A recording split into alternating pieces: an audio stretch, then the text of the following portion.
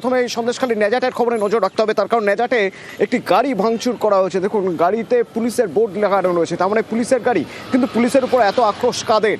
কারা করলো ভাঙচুর? কেনই বা পুলিশের গাড়ি ওখানে গেল? ঠিক কি হয়েছিল জানবো। আমার সঙ্গে জিয়াউল রয়েছে সরাসরি। জিয়াউল,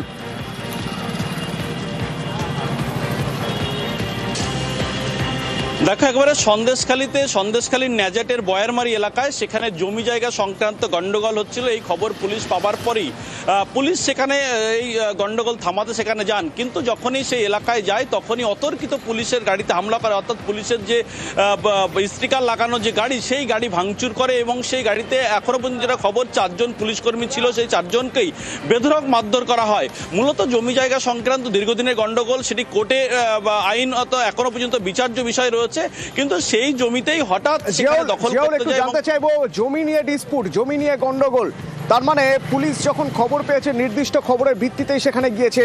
তো এই গন্ডগোলটা কারা বাধাচ্ছিল, কারা?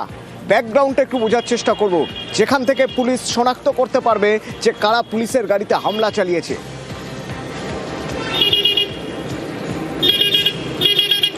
দেখো, মুসা মণ্ডল, অর্থাৎ এই জমিতে কিন্তু 144 ধারা জারি রয়েছে, ফলে সেই জমিতে কেউ কোর্টের আইন অমান্য করে সেখানে কোনো কাজ করতে পারবে না। কিন্তু মুসা মোল্লা সেখানে সেই জমিতে অর্থাৎ দখল করতে যায় এবং সেই দখলদার জমিতে তিনি কাজ করতে যান, তখনই গন্ডগোল হয় এবং তখনই পুলিশকে খবর দেয়। পুলিশ সেখানে যায়।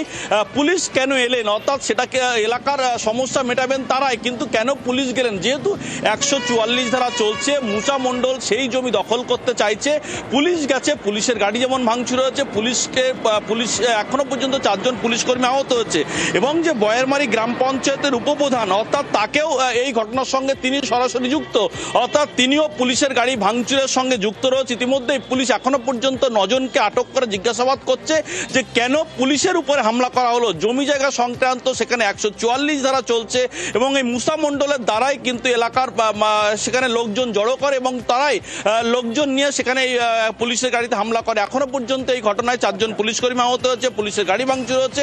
এই ঘটনা এখনো পর্যন্ত মুসা মণ্ডল সহ বয়ারমারি পঞ্চায়েতের উপপ্রধান সহ প্রায় 9 জনকে আটক করেছে রাজবাড়ী থানার পুলিশ। এখনো পর্যন্ত এটা জানা যাচ্ছে।